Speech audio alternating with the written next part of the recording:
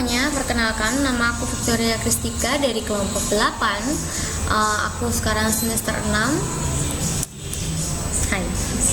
Aku sekarang semester 6, jurusan Sistem Informasi, Institut Teknologi Aditama Surabaya. Dan aku akan melaksanakan UTS online atau daring, yaitu ini adalah tugasnya mempresentasikan hasil tugas kelompok dari PPT yang dibuat sebelumnya dalam bentuk video. Oke, kita langsung saja ke videonya.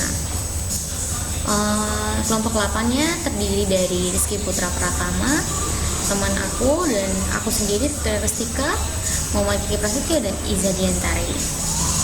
Kita langsung aja ke definisi dari fuzzy Chi-Means. Jadi fuzzy Chi-Means ini apa sih? Adalah suatu teknik pengelompokan data yang keberadaannya di tiap-tiap data dalam suatu kelompok ditentukan oleh nilai atau derajat keanggotaan tertentu. Nah, fuzzy Chi-Means ini menerapkan pengelompokan fuzzy, di mana setiap data dapat menjadi anggota dari beberapa klaster dengan derajat keanggotaan yang berbeda-beda pada setiap klasternya, dan merupakan algoritma iteratif yang menerapkan iterasi pada proses clustering data.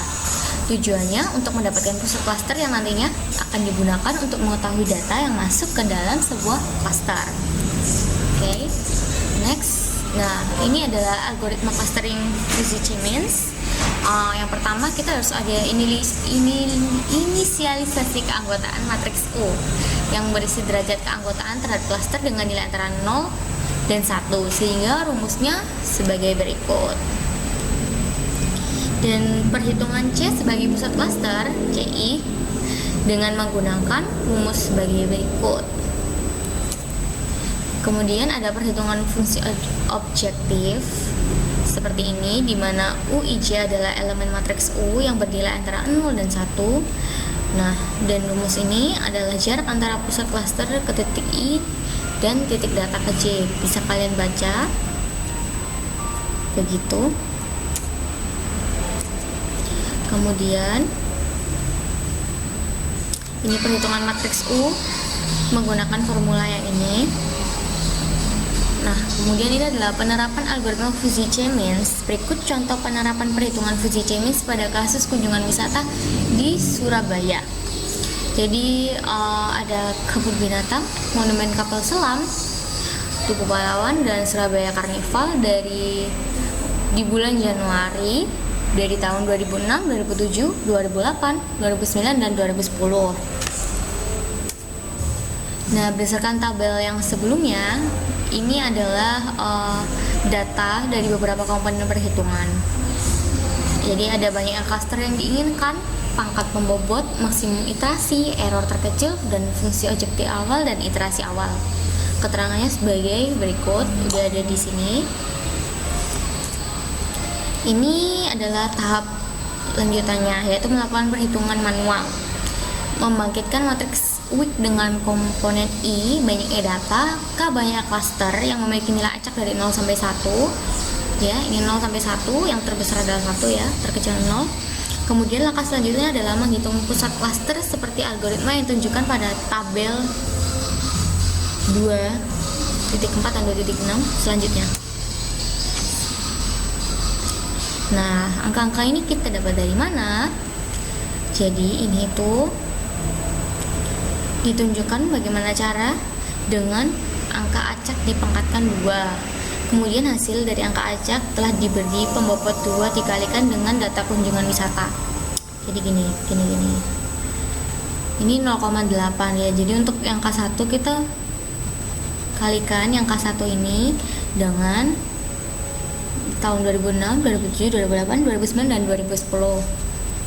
Oke, jadi 0,8 dipangkatkan 2 menjadi 0,64. 0,1 dipangkatkan 2 tetap ya 0,1 dan 00. Jadi 64 ini 0,8 pangkat 2 sama dengan 64 dikalikan 45,540. 45540, sorry. Dan hasilnya seperti ini. Jadikan 0,64 dikali berapa tadi? 45540 sama dengan 29088. Kita coba pakai kalkulator HP ya.